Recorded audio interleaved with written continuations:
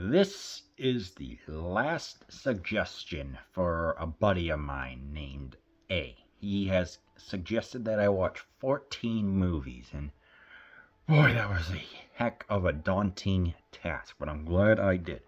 Apocalypto, City of God, Man on Fire, everything else, and finally concluding with Good Will Hunting from 1997. A true motion picture phenomenon. This triumphant story was nominated for 1997 Academy Awards, winning Oscars for Robin Williams from the writing team of Matt Damon and Ben Affleck, not Affleck. The most brilliant mind at America's top university isn't a student. He's the kid who cleans the floors. Will Hunting, Damon, the Born Identity series, is a headstrong working-class genius who's failing the lessons of life. After one too many run-ins with the law, Will's last chance is a psychology professor, Williams, who might be the only man who can reach him. With an acclaimed Academy Award-nominated supporting actress performance from Minnie Driver, TV's About a Boy, and also featuring Ben Affleck, Gone Girl, you'll find Good Will Hunting a powerful and unforgettable movie experience. 1998 Golden Globe Award winner, Best Screenplay, Motion Picture, Matt Dillon, Ben Affleck. This is one that I have seen, maybe I saw it in full like roughly 12 years ago, 11 years ago, and bits and pieces. And I said, why not? And yes, this is truly a powerful, moving film. This is a film that yet you watch and you become engrossed just by how powerful the performances are and the cinematography. I'll admit, I know nothing about Robin Williams, Zelda, Daniel's daughter Zelda, maybe Phone Booth Mort from Orc. Other than that, I don't know much about his filmography. So, see him here with the beard is truly unique. I will say that. And yes, I'm also aware of the tragic circumstances which led to his which led to how he passed on. That too. So it's like, I don't know. This movie, it's about redemption. It's about conquering your past and having someone that can give you just the right boost, just the right boost to like get you out of your, I guess, renegade ways would be the way how to describe it. And saying, hey, yeah, and it's like, yeah, I've had a lot of people try and figure me out or help me or whatever, and it's one of those. I guess you can call it a feel-good movie, but it's also a movie where it commands the screen, especially with how versatile Damon is. At first acting like, it's like some of this movie he's cocky. He's talking to one of the therapists and saying, he's like, and then he starts singing "Skyrockets in Flight," "Afternoon Delight." Also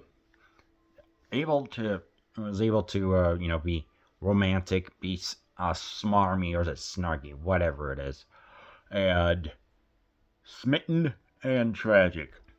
That is truly one heck of an actor right there. I mean, it's like, and there's a scene of he's having a brawl with a lot of people in a why is it always a basketball court where it happens? I don't know. Anyway, yeah, he's given a chance to get himself reformed after assaulting a cop, and saying, hey, you check in with this person once a week, and you also talk to a therapist, or otherwise you're going, where. So yeah, he's taking that chance. He does it, and for a while it's like, it's not working on him, but somehow,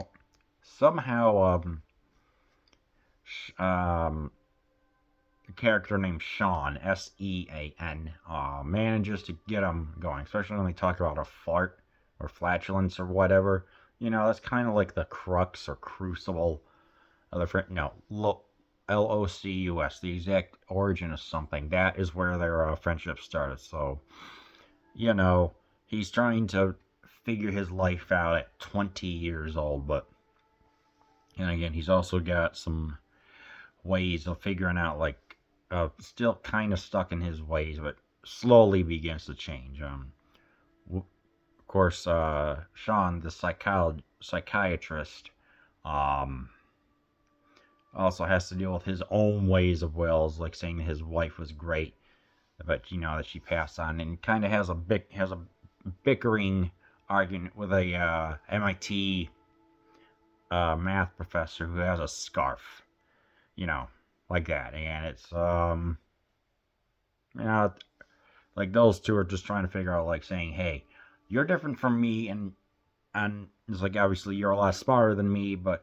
you don't tell me how to live my life just because you're smart. I'm my own individual person, and that does create some intense, powerful drama, of course. And it's like I'm just looking at this like, holy smokes. It's like I forgot how intense and well crafted everything is. Every single word seems like it is placed perfectly in order to show the dichotomy of the characters. And obviously it works really well.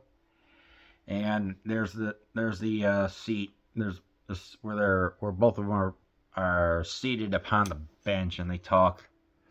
And they talk. They just discuss everything. They're like saying, "Hey, I was thinking last night is like no one has ever really made me feel like that." And just the close-ups on the faces. It's truly a pivotal, legendary moment of just pure cinema brilliance. And after Williams passed on, that became like a temporary memorial scene, flowers, quotes, and everything else like that. I think I even recall saying they want to have a statue of Robin Williams like placed in the bench's vicinity, which is really freaking cool if that happens.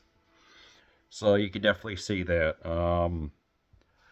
There's also the phrases of where he's talking to some other person about economics or whatever, Virginia and Pennsylvania, and he's Will pretty much holds his own against Clark, that person, and eventually later so like knocks on their, hey, do you like apples? Yeah. Hey, I just got her number. What do you think of them apples? Turns out, that's definitely a freaking great phrase right there. Um, it No, that scene popularized the phrase. It wasn't invented there. That scene itself has to come from what was that? I think firing cannons, and the ammunition they use looked like apples. So there you go, World War One. But yeah, he was able to hold his own. Incredibly smart. When he figures out the equation just like that, they weren't expecting the janitor and everything. But he's a complicated character. It's a freaking phenomenal character study of the professor, the psychologist, and Will Hunting himself. So it just works so well. It's just like hot dang. I mean, there is a lot of swearing in here. I'm just like, say what you will about that. That's like the only real thing I found to be a little bit detracting from this movie. But considering that they are from Boston or whatever, and in that area, they all have their own accents. I'm not going to do the accent, but how it goes. The themes that are represented is like mathematics and how it makes you smart or whatever. And I guess the dichotomy between MIT and the Harvard of like Barneys or whatever they're called. I don't know. Yuppies versus I don't know, like yuppies versus those that were born in a different section. I guess the ethos of the different upbringings, I guess you could say. I don't know. You just say what you will about that. But yeah, also the cinematography is phenomenal. It's like we have the classroom scene, we have the therapist, we have Sean's office, and we also have the little bars in which they go to, and it just works so well. So you get a lot of variation, and it looks great. I guess the most poignant scene is like when Ben Affleck and of course Matt Damon were on the construction site saying, "Hey, Affleck's telling him saying, hey, you have something that's better here than what we're doing." It's like, pretty much saying, what a loser would be is if 30 years you were, is like, come over to my house, you're still working on the construction site. That's the definition of a loser. It says some other words I'm not going to say. It's like, you need to go out there and find yourself a job, pretty much. So it's like, yeah. If that's not like the impetus for transformation, I'm not sure what is. But, yeah. Now, there's also a girlfriend or whatever. I don't. When I saw this at 25, I'm like, I don't know anything about being in love or whatever. I didn't go on my first date until I was 29. Yes, I am saying that.